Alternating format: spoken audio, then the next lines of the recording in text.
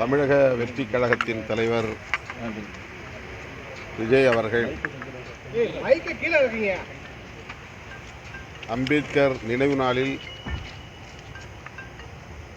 அம்பேத்கர் தொடர்பான நூலை வெளியிட்டிருப்பதும் அம்பேத்கர் அவர்களை பற்றி பேசியிருப்பதும்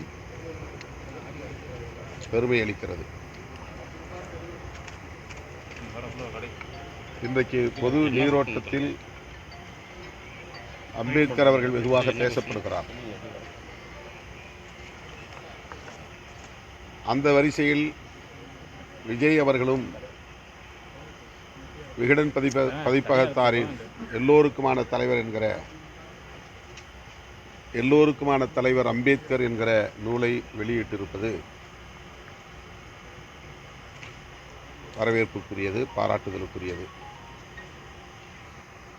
அந்த நிகழ்வில் நான் பங்கேற்க இயலாமற் போனதற்கு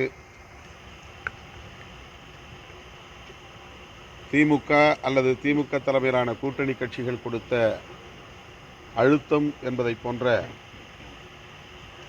கருத்தை அவர் பதிவு செய்திருக்கிறார்.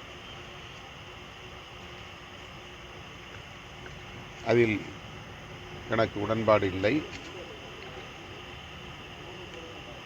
அப்படி எந்த அழுத்தமும்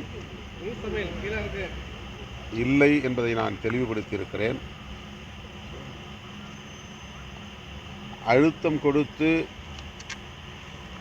அதற்கு இணங்கக்கூடிய அளவுக்கு நானோ அல்லது விடுதலை சிறுத்தைகள் கட்சியோ பலவீனமாக இல்லை என்பதையும் பதிவு செய்ய விரும்புகிறேன். இந்த நிகழ்வில் நான் பங்கேற்காமல் போனதற்கு திரு விஜய் அவர்கள் காரணமில்லை. அவருக்கும் எங்களுக்கும் எந்த விதமான சிக்கலும் இல்லை. ஆனால் எங்கள் இருவரையும் வைத்து, அதாவது விஜய் திருமா இருவரும் மேடையில் ஏறப்போகிறார்கள் என்று